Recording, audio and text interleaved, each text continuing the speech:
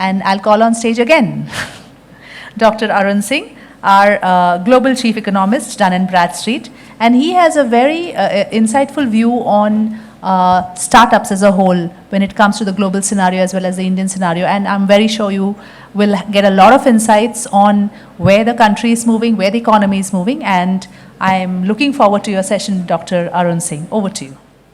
Thank you, Naina. Good afternoon, everyone.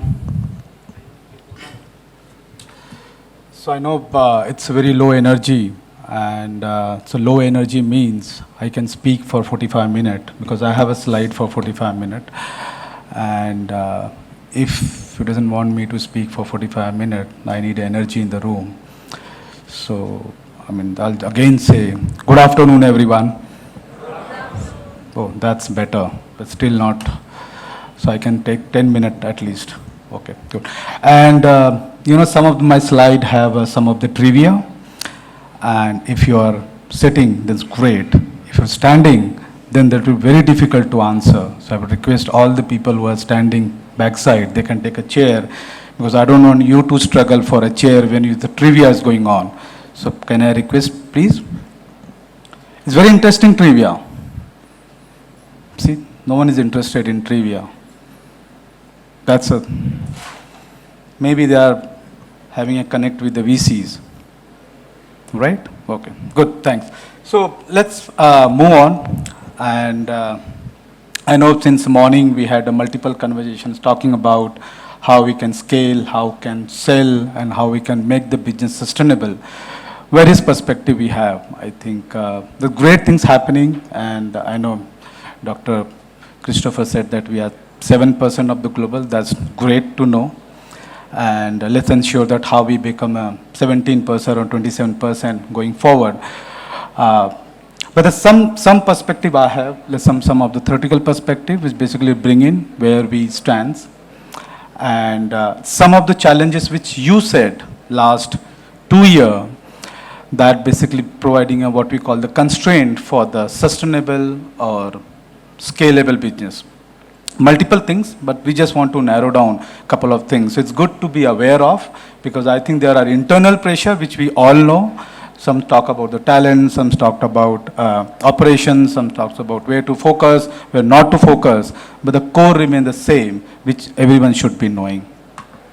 Now, when we move on, I think, when we talk about one of the ways in which startups are transforming the businesses and the consumer landscapes, are, through playing a role of what we call orchestrator in the entire orchestration ecosystem. It refers to the basically what we call, the process of coordinating and managing the platform or network of interconnected entities, such as companies we talk about, or technologies or services, to provide the value proposition, through the new product, new processes, and new services. There are two dimensions we talk about. Standardize. One approach could be where startups are basically participating in the ecosystem along with the partners. They are basically playing the individual role. Or the offering what we talk about is basically standardized or, customized to the customer. That's two things. And that brings to, 4 archetype. Let's talk about the bottom left. That's basically what we have, ideal conductor. This ideal conductor, where basically partner is playing the major role in providing the value propositions. Let's talk about the tech startups who basically, what we call orchestrating different entities, such as you have a packers, movers, storage service provider, and the insurance provider. Moving towards right side, that's basically we have a multi-orchestra conductor. Now, multi-orchestra conductor, basically here, you bring in same thing. It's initiated by the partners, but the customer, the value propositions to the customer is customized, and every customer get a different value propositions. If you talk about such as, truck types, packaging types, insurance, all varies to different set of customers. And when you move top left-hand side, that's basically we call virtuosic concert master. Here you bring in more partners, then startups are there. Basically, they're looking at some of the data and trying to create a software which basically looks for the data, potholes, rocks, bumps, and other types of damages or potential threats to the public roads, and create some sort of value proposition using unique algorithm. And the top right, we have both partners as well as startups, and the product are basically customized to the customer need. Now, one thing when I talk about, especially what startup is doing, they're changing entire business ecosystem. They're developing. They're basically impacting the traditional business model which we had, where the cost of entry for a customer was very high. Now, that's basically cost of entry for a customer is near zero. So the barrier for entry to the new set of customer is near zero. So you are basically able to get more customer on the platform and able to scale a business, because there is absolutely nothing, almost zero cost for new customer to get in. Because earlier, if I'm a customer to use any of the payment, I need to go to the bank. But that's not happening. I can use my mobile, and basically cost of acquiring new customers is almost zero. That's the things basically the businesses here are changing that piece. Which means whatever the entry cost we have, that's are basically supported by, subsidized by the heavy users, and that's okay. Now moving on, I think another piece, what we call is about entire business model is changing to the more of inclusive. And more, as I said, the customer can join. These are the basically some of the examples which we have. Look at across the entertainment market, transportation, and payment. We had 157 million theaters goers, some time back. Now there are 481 million OTT users. 28 million car users we had. Today we have a 254 million riders. I mean to say, the ride hailers, and 8 million merchant accepting card vis-a-vis 500 UPI. That's a dent. That's a dent being created in the market by all of you guys. One perspective you talk about, 4 of the 5 largest companies globally by market capitalization are now based on the platform-based model. That's basically changed the thinking around. It's a traditional model or platform-based model, where basically we're moving. That's what's basically coming from the market capitalization top companies. Now I grouped a list of the companies who are basically using this platform, what you call top companies globally who are using this platform to monetize something, to reach out to the customer. Their revenue growth was 17%.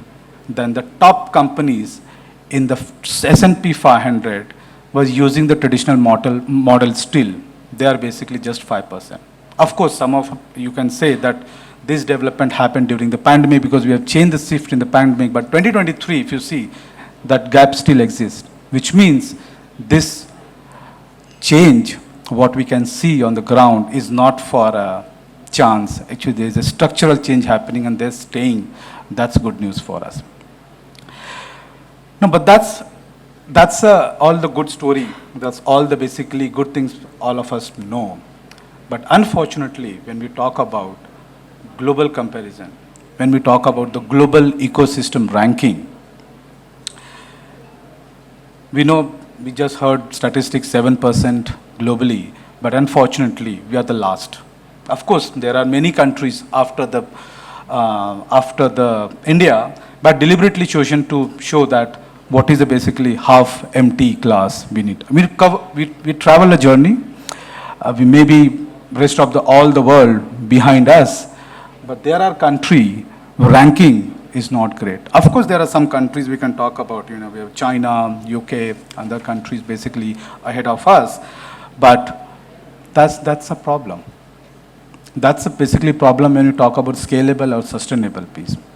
Now, there are few things, I think business environment we talk about, and then R&D investment we talk about, and of course, financing ecosystem. These are three things coming as a core, which basically constrain our sustainable or scalable business.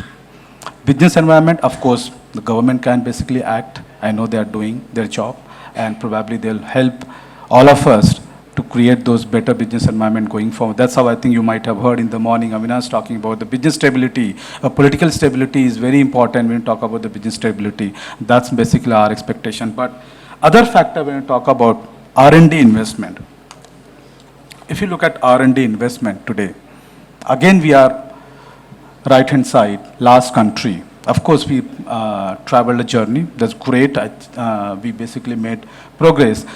But that's not a government job. That's our job. If you're not putting money into the innovation, one innovation done, then what?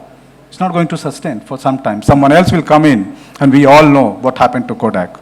We all know what happened to Pager. That was disruption in the market for sure, but that doesn't sustain. That didn't sustain actually. That's a key here, that we are not putting money into R&D as a company or as an organization, because it's a bottom-up approach. Government can provide an enabling environment, but we need to basically act here to ensure that we are putting money back to the system to ensure that we are left-hand side of the chart, not right-hand side of the chart. Both researchers' perspective, I know we have lack of talent, but we need to find how we can basically optimize those talent and put money into this one. Now, another part when we talk about the financing ecosystem, of course, I think, look at the IPO. I mean, number of IPOs in India, we're talking about the 7% startups. When we talk about IPO, it's certainly not happening. Of course, there are reasons. 50% of saying that, the compliance regulation for issuance, cost of IPO is very high. I think they're a stakeholder. We need to basically discuss with them, talk to them, how cost of IPO is coming down, so as at least we are not feeling pinch of not getting money from the market when we need money to grow our business. And of course, when we talk about the venture capital, private equity funds, it's not easy to get money. Right-hand side green box, if you see the right-hand side chart, is very, very thin. We talk about venture capital, talk about public offering, private placement, angel investors. I understand the pain, but that's the issue. Then it's certainly not going to be sustainable. Of course, we are relying on the bank loan and other stuff where we can see more green, but I think we need more green on the upside of the chart. There is a problem when you talk about this foreign investment. The capital, I think since morning I heard multiple times we talk about financing and the capital. But unfortunately, look at how much of return we are offering as a country, because again it's a bottom-up approach. The return we are offering, of course there's one perspective that we are getting money because we are better than some of the countries.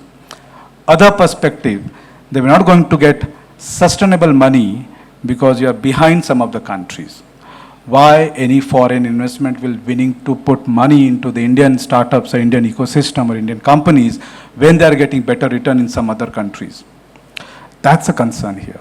We have traveled a journey, great, but I think we need to go up. But unfortunately, since liberalization, if you have to put all the foreign money, it's $1 trillion, just $1 trillion. And the target for all of us till 2047, close to $20 trillion. Look at the mammoth task we have. How are we going to get that? Not certainly by offering just 4.5% return to the foreign investor. They need their money back and the good return they need. And that's basically we need to show. And towards last, I know someone is asking to wrap up. I understand people are getting, towards the end. One, again, financial ecosystem. I think all of us, all of you, basically telling us that we need to set up the marketplace for financing. This basically, you have this marketplace, bring startup, bring the financer on the same plate, let them basically discuss, find out what value who want to basically share, what is the basically risk appetite, what is the credit guarantee, what is the rate, what amount, when return they'll get it, let them negotiate, no standard. It's a bespoke, every time is a bespoke. That's a need for us to get the money, because we need the money for the growth, for scaling our business or sustaining our business. With that, I'll close. Thank you, and I'm looking forward for award, and congratulations to all the award winners. Thank you.